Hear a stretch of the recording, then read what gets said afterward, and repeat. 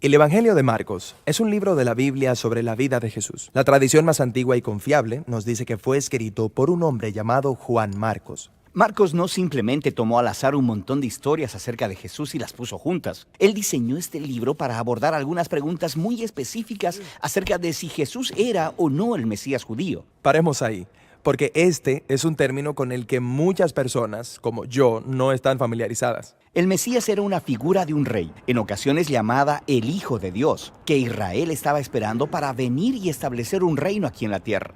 En los tiempos de Jesús, Israel estaba ocupada por Roma.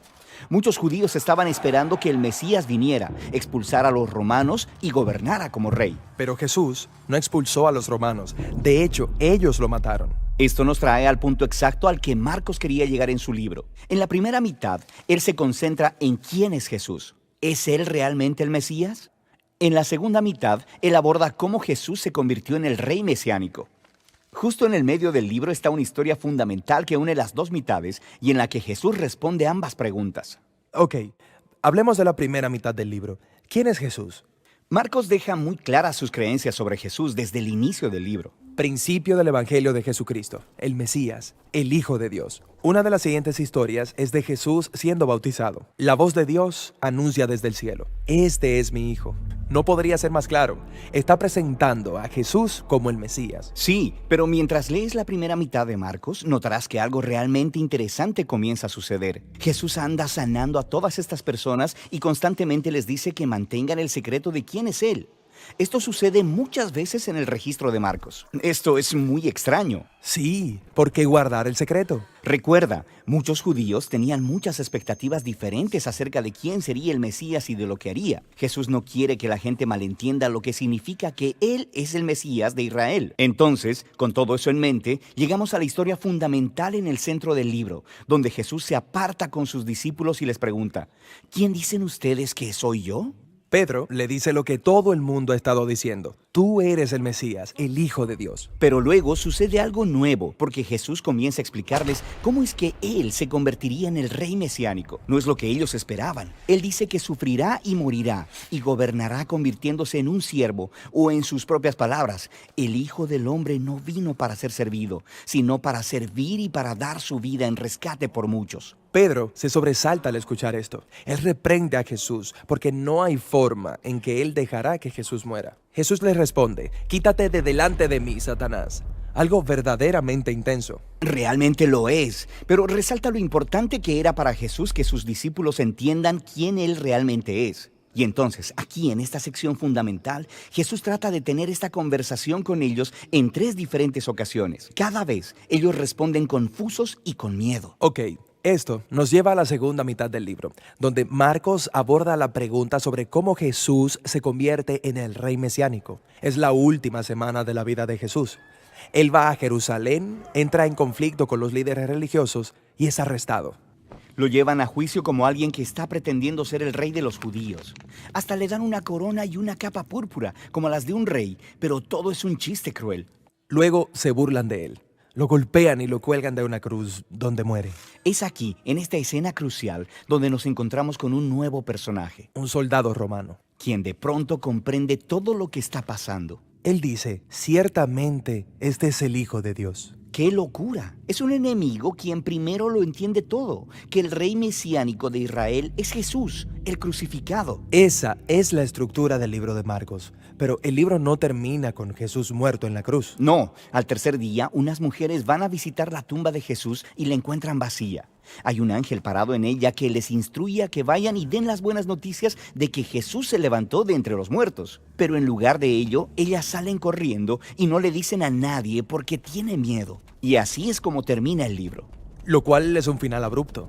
Sí, es tan abrupto que escribas posteriores le agregaron un final que da cierre a la narración. Encontrarás que esa porción en tu Biblia tiene una nota al pie que indica que fue añadido mucho tiempo después. Pero Marcos es un narrador brillante.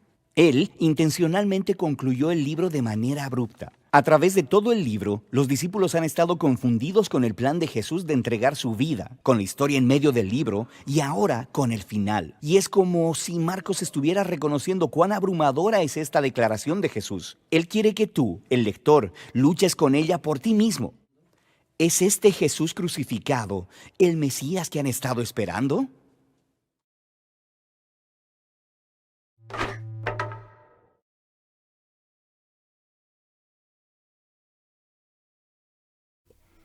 Bienvenidos a nuestro día número 12. Estamos en este tiempo precioso de Reto Marcos. Les saludamos a usted que se conecta con nosotros y está participante, está dispuesto para lo que el Señor desea hacer en nuestras vidas y en nuestros corazones. Estamos preparando ese camino del Señor, creyendo en lo que Él hace en nuestras vidas y corazones.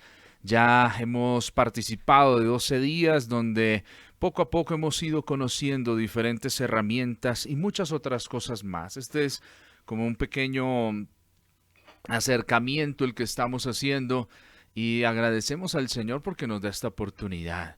Y usted también tiene la oportunidad de aprender y de encontrar en la Escritura mucha bendición para su vida y para su corazón. Recuerde, en este día 12 vamos a tener este capítulo, lo vamos a estar desarrollando en dos partes. Hoy tendremos una primera entrega que vamos del versículo 1 al versículo 29.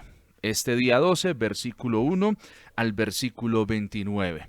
Entonces le invitamos para que a lo largo de este día usted pueda leer, pueda repasar, pueda estudiar, pueda encontrar lo que el Señor tiene para bendecir su vida y para bendecir su corazón, para traer bendición, fortaleza en medio de su camino. ¿Qué tal si juntos agradecemos al Señor y preparamos nuestras vidas para lo que Dios desea hacer en medio de este tiempo? ¿Le parece? Oremos al Señor. Padre, aquí estamos nuevamente dispuestos para nuestro encuentro contigo. Señor, hoy pedimos que nos ayudes. Padre, venimos ante ti, tal vez con situaciones propias que enfrentamos, pero conscientes de que en ti encontramos fortaleza, bendición para nuestras vidas y corazones, que tú eres el que guía nuestro camino, el que abre puertas preciosas de bendición para nosotros. Señor, hoy que tenemos la preciosa oportunidad de acercarnos a ti, creemos, Señor, que tú puedes ayudarnos. Señor, que nuestra mente esté dispuesta, nuestro corazón preparado, siendo esa buena tierra, para que tu semilla plantada en nosotros dé el fruto que tú esperas. Y aún más allá. Señor, aquí estoy. Dile eso al Señor en esta hora. Aquí estoy dispuesto. Dígale, Señor, estoy dispuesto. Habla mi vida y habla mi corazón. En el nombre de Jesús. Amén y amén. Vamos a ir a nuestro capítulo número 9. Del Evangelio de Marcos en este reto, preparad el camino del Señor. Lea conmigo, por favor, desde el verso número 14 al verso 29, esta apasionante historia que encontramos ahí. Dice la palabra del Señor: cuando llegó a donde estaban los discípulos, vio una gran multitud alrededor de ellos, y escribas que disputaban con ellos. Y enseguida toda la gente, viéndole, se asombró y corriendo a él, le saludaron. Él les preguntó: ¿qué disputáis con ellos?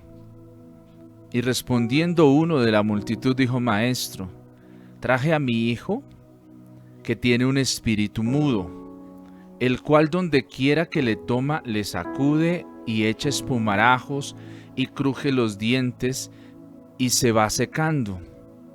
Y dije a tus discípulos que lo echasen fuera, y no pudieron. Y respondió él y le dijo: oh generación incrédula, ¿hasta cuándo he de estar con vosotros? ¿Hasta cuándo os he de soportar? Traédmelo.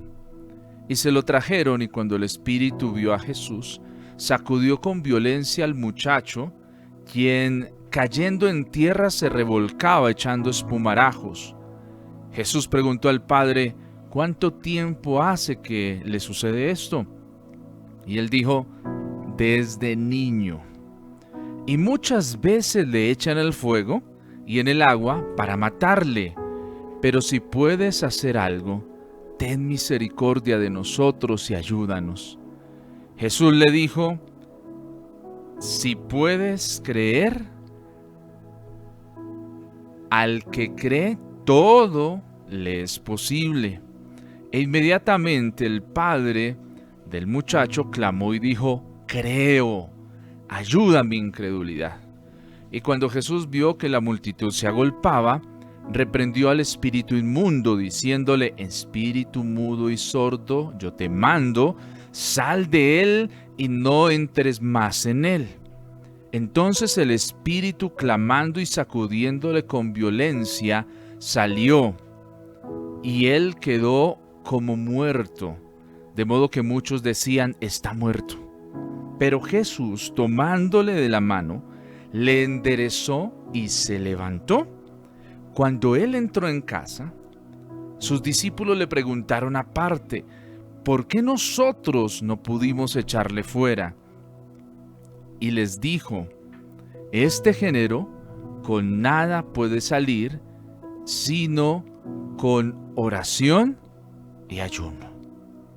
Padre, hoy venimos ante tu preciosa presencia, dispuestos, Señor, a ser instruidos, a ser enseñados, dispuestos a que hables a nosotros de una forma preciosa y sobrenatural.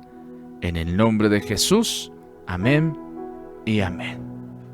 Hoy en nuestro día 12 de este reto Marcos, le invito a que pueda escribir este título en sus apuntes, sino con oración y ayuno. Sino con oración y ayuno.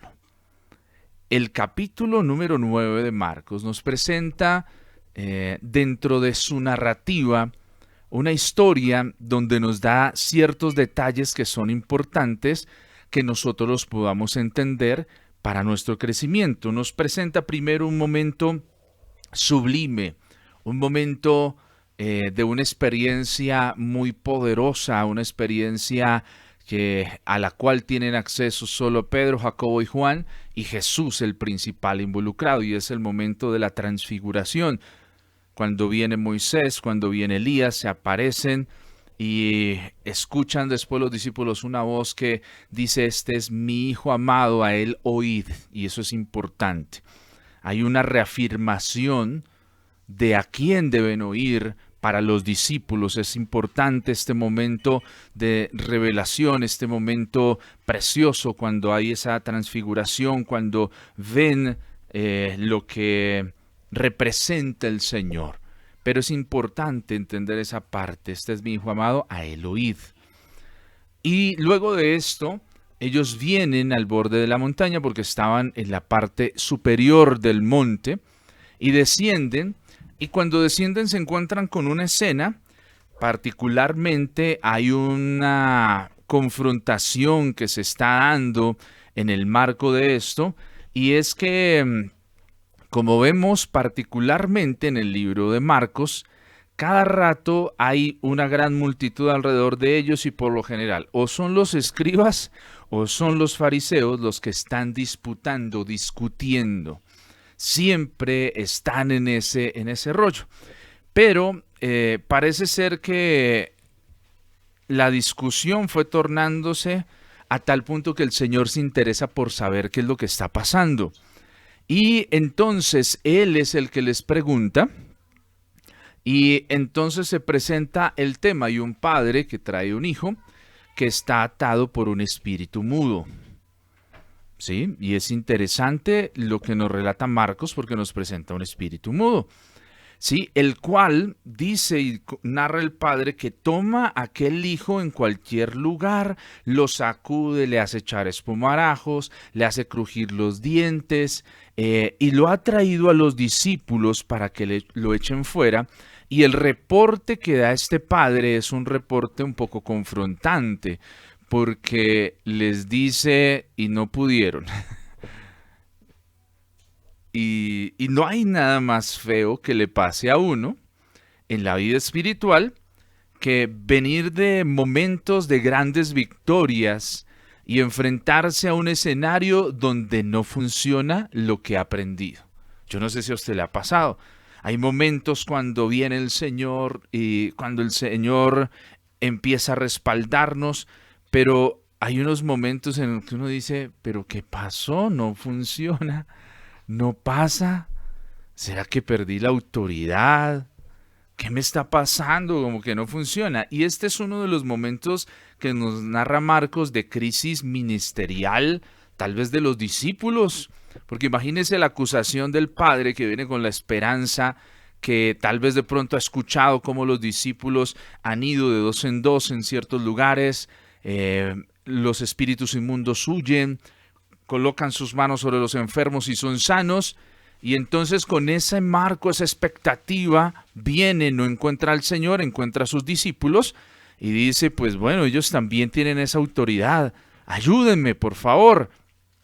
Y nos vemos en un escenario donde no pasa eso, donde los discípulos tal vez oran como oraron por otros endemoniados y estos endemoniados no son liberados. Y este endemoniado en particular no funciona. Y pareciera que la fe o que algo está pasando. Y yo me imagino a los discípulos haciendo esto y a los escribas que están ahí confrontándoles. Si ve, eso no es. Si ve, lo que ustedes están haciendo está mal. Si ve, eso es pura mentira lo que el Señor está haciendo. Imagínense ese escenario de confrontación. En ese marco se desarrolla esto. Pero entonces, cuando el Señor irrumpe, hay un primer llamado de atención para con sus discípulos. Y es que el Señor dice y le responde, oh generación incrédula, ¿hasta cuándo he de estar con vosotros? Habla de una generación y es interesante que pareciera que aunque a los que se dirigen no solo es tal vez a sus discípulos, sino a todos los que están ahí. Porque una de las cosas que pasa es que vemos un escenario donde no todos son creyentes, donde están actuando tal vez aún con incredulidad, ¿sí? Donde empieza a generarse algo. Y dice el Señor, ¿hasta cuándo he de estar con vosotros? ¿Hasta cuándo os he de soportar? ¿Sí? Pero lo interesante es que el Señor Jesús no solo dirige su pregunta a sus discípulos, sino mete en esta generación a todos, en esa generación incrédula. Y la incredulidad es algo con lo que todos luchamos. Porque muchas veces oramos y Dios obra, y otras veces no, y nos confronta, ¿pero qué pasó? ¿Qué nos pasa? Y esto es algo que se puede dar habitualmente, que nos puede pasar en un momento de la vida. Pero lo más bonito es que el Señor trae una respuesta de qué es lo que está pasando. Porque el Señor empieza primero también, no solo confronta, sino le dice, tráigamelo acá. Lo traen y mire, cuando el Espíritu vio a Jesús, aquí hay un detalle interesante que pasa. Este Espíritu no actúa como los otros. Recordemos que, imagínate, el Espíritu Legión que está en el Gadareno, que ya lo hemos leído, él viene y se presenta y entiende que en el Señor Jesús hay una autoridad, hay una exousia. Y entonces viene y se presenta ante el Señor y le dice y le ruega que no lo eche fuera y todo eso. Pero mire que este espíritu inmundo actúa diferente. Dice que viene y lo traen, y cuando el espíritu ve a Jesús, sacude con violencia al muchacho. Y este cae en tierra, se revuelca y echa espumarajos. O sea, este no actúa como los otros. Y la pregunta es, ¿será que el Señor está perdiendo el toque? ¿Será que este espíritu como que tiene más autoridad? ¿Será que este espíritu mudo es mucho más que el espíritu, más que Legión y que los otros espíritus inmundos? ¿Qué está pasando? Pero el Señor y Marcos explican qué es lo que está sucediendo acá. El Señor indaga con el Padre qué es lo que pasa. ¿Sí? Entonces, Él empieza a contarle que es algo que sucede desde niño. Y que esto es algo que ha venido a lo largo de su vida, hay un sufrimiento continuo. Incluso este espíritu ha venido a él a este niño, a este joven, buscando matarlo. Por eso lo echa en el agua, lo echa en el fuego, busca asesinarlo.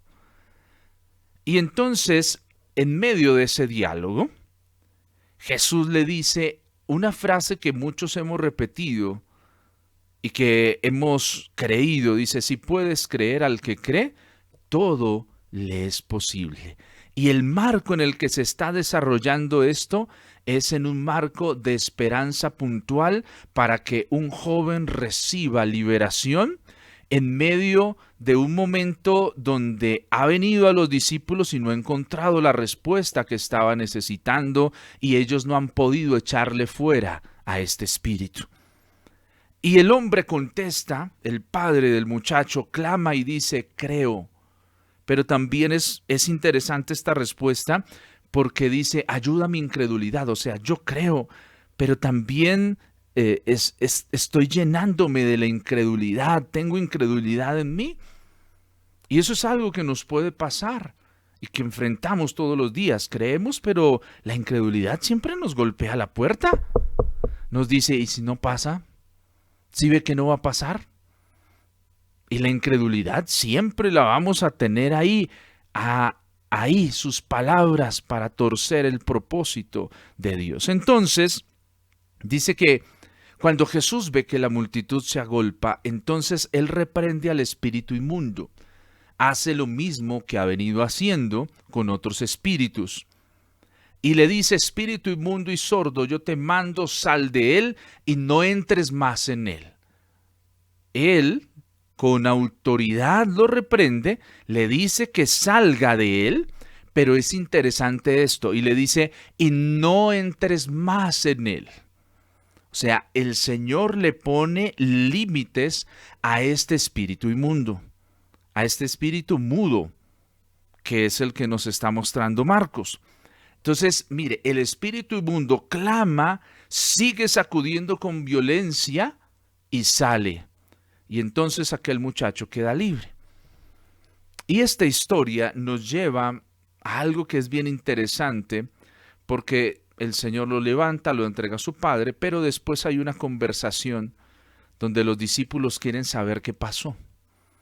Y ellos preguntan, ¿por qué nosotros no pudimos echarle fuera como las otras veces? ¿Por qué no pudimos? Y Jesús dice y da una respuesta contundente, dice, y les dijo, este género con nada puede salir sino con oración y ayuno. Y esto es contundente porque nos abre un panorama interesante que tenemos que entender. El Señor, y Marcos usa, en la Reina Valera se traduce como género la palabra genos. Genos es la palabra que está usando en el original Marcos, que traduce y recoge la Reina Valera como género, pero que también significa genos con G, G-E-N-O-S, genos significa linaje. Genos también significa nación. Genos significa géneros, género, lenguas y suertes. Entonces, en esa palabra, el Señor empieza a darnos a entender que algo es importante que nosotros tengamos en cuenta. Al decir que este género no sale, ¿a qué se está refiriendo? Se está refiriendo al espíritu mudo.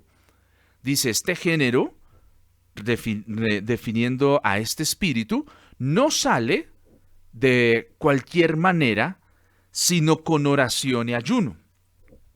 Y aquí hay algo interesante que es importante que tengamos presente. El Señor nos muestra como que hay una clasificación, que existe una clasificación espiritual, que no todas las luchas que nosotros vamos a tener van a ser iguales. El hecho de que hoy has derrotado o has hecho algo en el mundo espiritual, ejerciendo la autoridad que Dios ha puesto en tu vida, en mi vida, no quiere decir que yo me puedo confiar y pensar que como hoy gané esta batalla, mañana va a ser igual. Eso es lo que el Señor quiere hacer, más que generarnos el terror de, no, es que hay unos espíritus más fuertes. Sí, existen. Por eso la Escritura habla de gobernadores, de principados, de potestades, porque hay una organización demoníaca. En el cielo hay una organización que Dios ha instituido. ¿Y de dónde viene esta organización demoníaca? Pues es que el diablo, antes era Lucifer, estuvo en el cielo y aprendió también aprendió de esa organización celestial. ¿Y qué es lo que él hizo ahora con los demonios que están a su favor? Pues organizarlos también de la misma manera. Por eso tenemos demonios, principados, potestades, gobernadores de las tinieblas. Y esto que le estoy comentando no busca generar en usted miedo ni terror, sino busca, y se lo comento, para que usted y yo seamos responsables con nuestra vida espiritual y entendamos que todo el tiempo tenemos que estar preparados. Que las victorias que hoy obtuvimos no dicen que mañana también las vamos a tener de la misma manera. Que hoy enfrentamos a uno, mañana podemos enfrentar a otro. Que orando de la misma manera tal vez no va a salir, porque requiere de parte de nosotros una profundidad y una dependencia mayor. No todos los espíritus son iguales. Jesús, mire, nos enseña qué hacer: preguntar. Muchas veces cuando estamos frente a situaciones como estas, hay que aprender a preguntar para conocer detalles, qué es lo que está pasando. No todas las posesiones que hay o que le acontecen a una persona vienen y actúan de la misma manera. Jesús hace las preguntas adecuadas para tener las respuestas y entender que esto no es algo que se dio de un momento a otro, que es una posesión que ha venido desde niño. No se menciona cuántos años tiene, pero si se menciona que es joven, se entiende que puede estar entre los 15 aún más. En esa época, la edad adulta eran los 30 años. Y una persona joven pues se clasifica más o menos de los 20 entre los 20 y los 30 años se puede clasificar. Hoy en día es diferente. Se entiende la edad joven un poco en edades como de los 15 hacia arriba. Antes viene la adolescencia, antes viene los niños y bueno, todo ese desarrollo para nosotros hoy. Pero en esa época era diferente. Por eso Jesús empieza su ministerio a los 30 años, porque es la edad de la plenitud que se entiende en el contexto judío. Y bueno, después miramos esa parte. Pero, ¿qué es lo que el Señor nos está queriendo introducir y presentar? ¿Sí? Hay aquí unas implicaciones del poder. El hecho de que los discípulos no pudieron expulsar no significa que no tienen autoridad. Y esto es importante que tú y yo lo tengamos claro. Si tú ejerces, haces algo y no sucede, no pasa eso, no quiere decir que no tienes autoridad. ¿Por qué lo digo? Y se lo repito una vez más. Si usted ora por alguien y no se sana, si usted y yo ponemos nuestras manos y no hay una liberación pronta, no quiere decir que no hay autoridad. Exousia no se ha quitado de ti. Y eso tenemos que ser conscientes, porque lo primero que viene a confrontarnos a nosotros cuando oramos por algo, cuando hacemos algo espiritual y no hay un resultado, viene a confrontar eso. ¿Sí ve? Usted no puede. ¿Sí ve? Usted no tiene nada. Y muchas veces nosotros hemos seguido esas voces, hemos pensado que eso no es y por eso nos hemos privado de ejercer lo que Dios ha puesto en nuestras vidas y eso ha llevado a que estemos tal vez caminando por un adormecimiento y necesitamos ser despertados.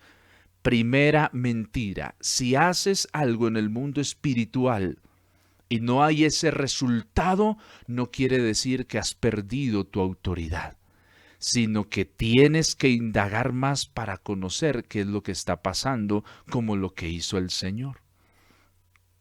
Hay esa primera implicación. No quiere decir que la autoridad que Dios te ha delegado es invalidada por ese momento que ha vivido. Sino hay que entender que nos estamos enfrentando a un enemigo para el cual necesitamos una dependencia espiritual mayor. Y eso es diferente. No quiere decir que has perdido tu exousia delegada por Dios a través del Espíritu Santo que ha venido a tu vida. No, quiere decir que para enfrentar a este nuevo enemigo que tienes delante tú y yo necesitamos una dependencia espiritual mayor que la que estamos teniendo en este momento. Algunas batallas y tal vez muchas van a necesitar un mayor despliegue de recursos divinos que están puestos ahí, pero que necesitan que nosotros entremos en un compromiso mayor al que estamos teniendo. La solución no es la fuerza bruta, no es que levantes más la voz, que grites más, que uses más, que digas más, no. La respuesta que da Jesús es crucial. Él no les dice, es que necesitan más autoridad. Jesús no está diciendo eso. Jesús no dice, es que necesitan gritar con más fuerza. No está diciendo eso. La respuesta a la inquietud de sus discípulos que dice, ¿por qué no pasó eso?, es clara y precisa. Dice el Señor en Marcos 9:29. Este genus, con nada puede salir sino con oración y ayuno. Y aquí es interesante estas dos herramientas. La oración nos habla y representa esa dependencia absoluta de Dios. Esa conexión que yo tengo con Él, con la fuente de todo poder. Por eso es tan importante que como cristianos nuestra oración esté creciendo. Que no sigas orando como estabas orando, sino que estés creciendo en tu oración. Que le digas, Señor, enséñame a orar. Quiero crecer en mi oración. Pero para crecer en la oración hay que crecer también en el conocimiento. Porque muchas veces si no leemos la palabra, nuestra oración no va a crecer. Miren lo bonito que es leer la palabra como lo estamos haciendo. Y estamos aprendiendo. Nos da el Señor herramientas. Nos consuela, nos afirma. Entonces el Señor dice, la oración es importante, la dependencia, el crecer, el comunicarnos juntos es importante. Algo que Jesús siempre hacía era, terminaba algo, iba a lugares a orar, desiertos a seguir orando. Él con su Padre teniendo intimidad. Tú y yo estamos llamados a eso, a tener intimidad, a buscar de Dios, a depender de Dios. La oración es esa base. Pero también Jesús dice oración y ayuno. Y el ayuno representa ese renunciar a nosotros mismos, esa consagración que estamos sacando. El ayuno es una preparación. Es preparar, es disciplinar nuestra vida, nuestros apetitos, es disciplinar los apetitos físicos y enfocar toda nuestra atención en el Señor y en cumplir su voluntad. El ayuno es una forma en la cual nosotros podemos decir que nos estamos concentrando en Dios. Es consagración. Cada vez que tú ayunas, buscas la presencia de Dios, entiende esto, te estás consagrando. Cada vez que ayunas, estás dando un paso más en tu consagración. Cada vez que oras, estás dando un paso más en la dependencia del Señor. Dependencia, consagración. Dependencia y consagración. No es que pierdas tu autoridad, no. Y en el nombre de Jesús, te invito a que si eso ha pasado en tu vida, hoy seas libre de ese pensamiento. Lo que el Señor está diciendo es que hay y vamos a enfrentar a lo largo de nuestra vida diferentes situaciones espirituales que demandan mayor dependencia y mayor consagración. No es que el pastor No, es que el pastor, el Señor lo respalda. No, es que ¿qué está ejercitando el pastor? ¿Qué es lo que está haciendo el líder? ¿Qué es lo que está haciendo de pronto el hermano que tú tienes en un pedestal espiritual más alto? Pues mi hermano está teniendo más dependencia de Dios y está también desarrollando mucha más consagración. Y eso es importante, la oración, dependencia, el ayuno, consagración. Si tú te consagras y dependes más de Dios, el Señor te va a llevar a ganar más grandes victorias. Pero no eche atrás, no se preocupe si las cosas no funcionan una vez. ¿Qué haga? En lugar de deprimirse, en lugar de permitir pensamientos que no son, que vienen a atormentarle y a sacarle del propósito, más dependencia, más consagración. Más dependencia, más consagración. Ese es el resultado y eso es lo que el Señor está esperando que juntos podamos entender. El Señor usa antes también la palabra genos para referirse a una generación incrédula. Pero Jesús también identifica un genos en este demonio en particular. Y en la esfera espiritual, así como en el cielo hay rangos de autoridad, el diablo también ha organizado sus huestes en diferentes rangos de autoridad. Pero eso no quiere decir que Dios no te ha dado las herramientas para que los puedas enfrentar y los puedas derrotar. No. Lo que necesitas para poder ir, y perdóneme de pronto si uso esta palabra, que quiero que usted me la entienda. Si yo digo ir al siguiente nivel, no quiere decir que, ahora estoy en un nivel superior. No, sino que estoy dependiendo más del Señor y estoy más consagrado. Por ende, estoy revestido para poder ir a enfrentar otras batallas y ver la victoria. Y esto es importante. Aquí también el Señor nos está planteando una meta de crecimiento, que anhelemos no simplemente estar como hemos estado hasta este momento, sino que anhelemos mucho más. No te conformes a lo que has logrado. Agradécele al Señor, gracias por lo que he logrado. Pero busca más. Más depender de Dios. ¿Eso qué va a provocar? Que tu fe crezca más. Que tu vida se enfrente y te enfrentes a situaciones de reto donde tu fe va a crecer y va a ser fortalecida. Hoy el Señor nos invita a esto. Este género, este genos, no sale normalmente. Necesitas más dependencia y necesitas más consagración. Usa la oración para ser dependiente mucho más del Señor. Dependencia nos habla de soltarnos en las manos de Dios y entender que Él es el que lo va a hacer, va a luchar por nosotros. Va a defender nuestra causa, pero en ningún momento el Señor está diciendo perdieron su autoridad. No. Y mira lo que el Señor hace. El Señor no le dice a sus discípulos, ustedes son una generación. No. Los llamó y los tuvo que meter también con otros porque como que se estaban dejando contaminar de la incredulidad. Pero hay una genética, hay un genos que viene de Dios. Dependes de Dios, te consagras y el Señor empieza a darte la victoria en situaciones que estás enfrentando. ¿Qué necesitas para tener la victoria? Más dependencia a través de la oración, más consagración a través del ayuno.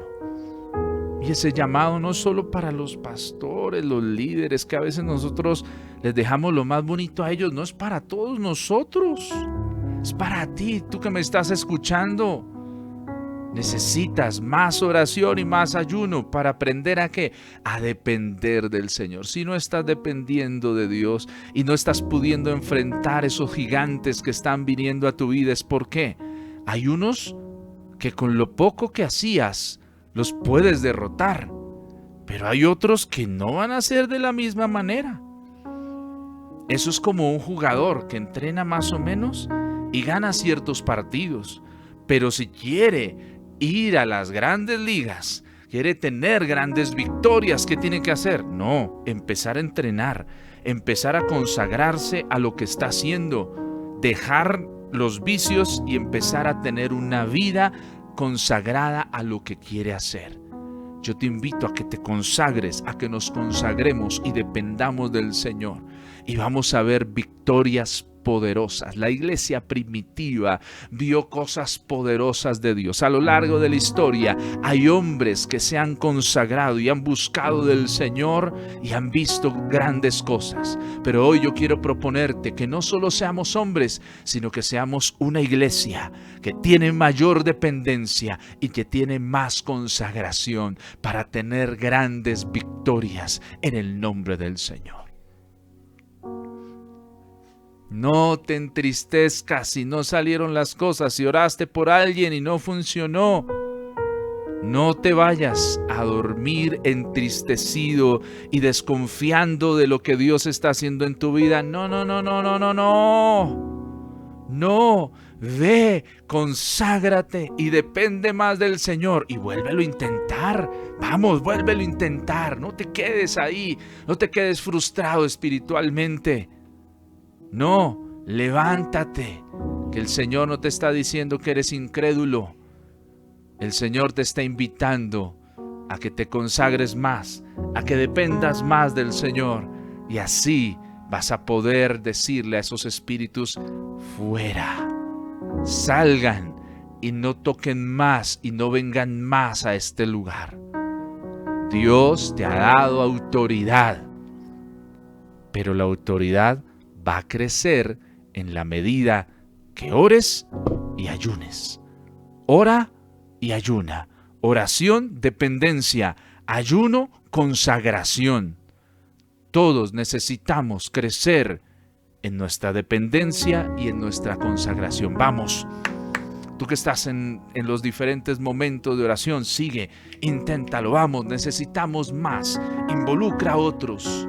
Vamos, sé parte. Porque esto es lo que necesitamos para crecer y enfrentar los diferentes desafíos que vienen a nosotros. Oremos al Señor.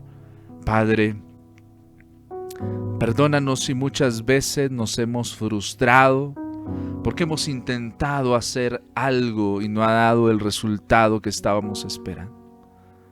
Señor, tal vez hemos orado por enfermos, hemos orado para que alguien sea libre y no pasó nada. Y tal vez nos hemos sentido achantados, confrontados por el mal, aún hemos dudado de nuestra fe y hemos tal vez caído en la incredulidad. Pero hoy yo te pido, Señor, que nos ayudes. Haznos entender y libera nuestra mente que tú no estás diciendo que hemos perdido la autoridad, sino nos estás colocando una meta de crecimiento. Necesitas más dependencia y más consagración para que ocurra eso. Necesitas buscarme más. Necesitas consagrarte más. Apártate del mal.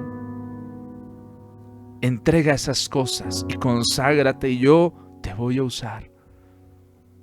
El Señor nos dice, nos invita, conságrate, te voy a usar más. Conságrate. Depende más de mí y podrás decirle a estas situaciones que se están levantando, que vienen con más fuerza contra ti, vete de aquí, sal de él, en el nombre de Jesús. Ayúdanos, Señor, a depender mucho más de ti. Gracias te damos, en el nombre de Jesús. Amén y amén.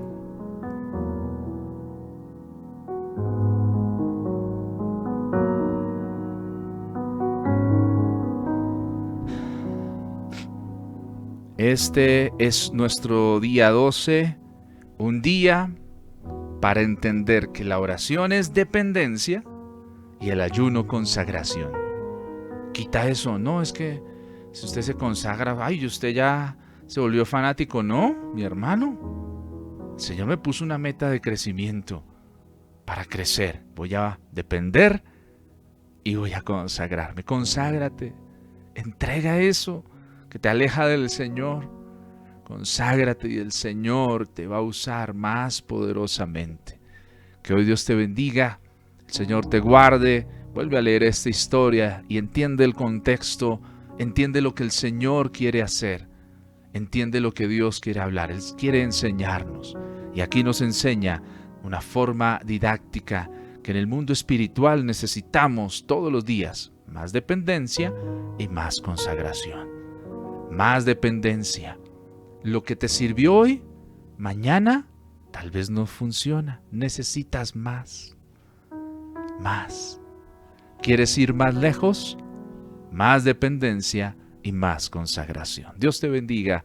Gracias por habernos acompañado. Le esperamos en nuestro tiempo de reto para que participe, las preguntas, todo eso, prepárelo. Le vamos a enviar nuestro texto para memorizar. Nos conectamos en nuestra siguiente entrega de este reto de Marcos. Dios te bendiga.